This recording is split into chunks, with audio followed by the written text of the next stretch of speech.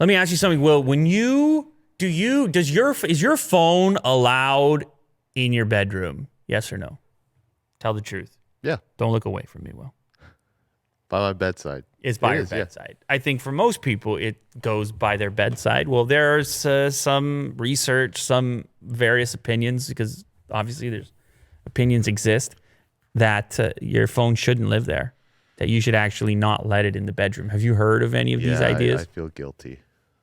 All the time, every day. Why do you feel guilty?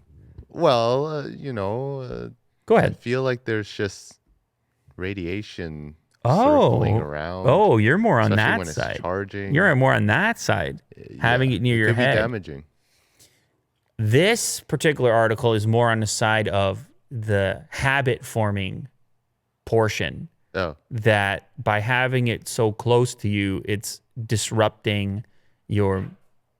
By having it so close to you and by it being the last thing you see before bed and the first thing that you see in the morning, right, that you are kind of hijacking your ability to adjust to sleep and then to the next day as well, that you're kind of susceptible in those moments. If you boot up your phone, you look at something negative or whatever, that you're kind of not allowing yourself to wind down and you're not allowing yourself to wind up at a regular pace. And also you might be wasting time. So for example, with this particular individual, by the way, this is an article, I stopped sleeping with my phone in my bedroom and it's a game changer. This is from Sydney Ellis on MSN.com. She comes to the conclusion that she was just wasting a bunch of time because in the morning she'd look at her phone and then like 20 minutes would pass and it'd be like, and then everything would be a rush after that. Yes. As opposed to having left the phone out of the bedroom, which she does and actually sticks to after having tried it, in which she does the activities that are more important sooner, feels better, and then reaches for the phone when it's actually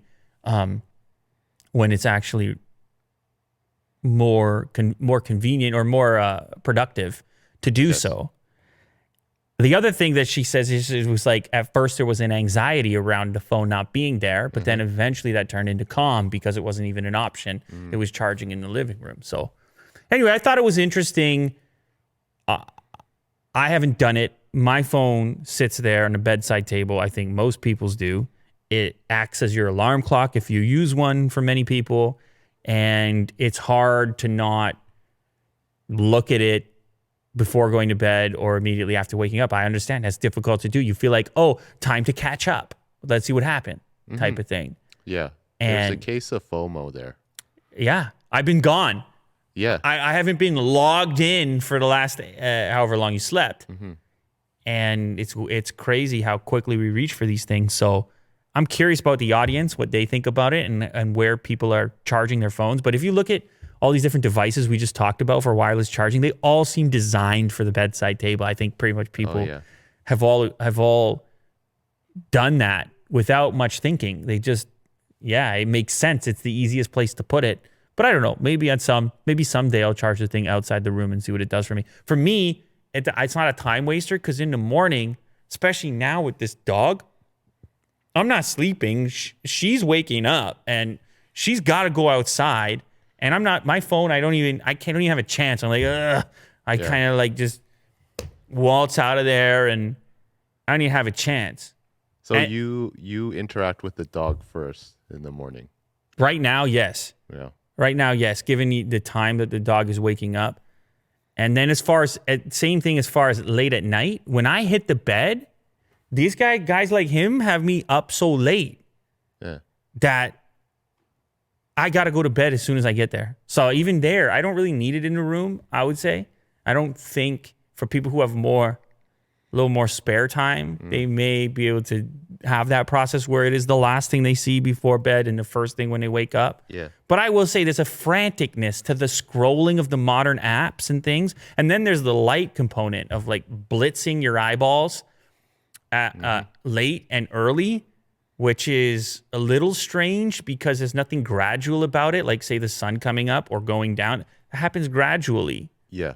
And instead here, it's like full blast, whatever it is. And they've tried with the night modes and all of it to make it a little more a little less painful, but you got to wonder long-term effects, Yeah. these behaviors.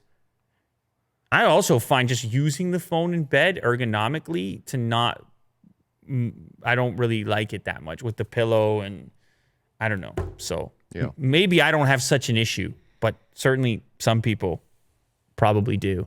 And maybe for people who have trouble with sleep in general, they might want to consider. But, I will say this. I do use a white noise machine. And if I didn't have that, I would probably use my phone to be the white noise machine. So, Yeah. and that, I swear by that.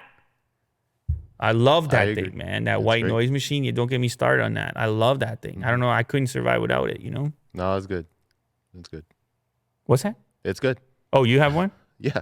Oh, okay. Well, I don't use a white noise machine. I use one of those air cleaners, and it's just as loud. Oh, yeah. So, It operates and in the it's same. doing something. It So, operates in the same fashion. People Yeah. like to have a fan going. People Yeah. like to have whatever, something, a constant sound, a constant comfort.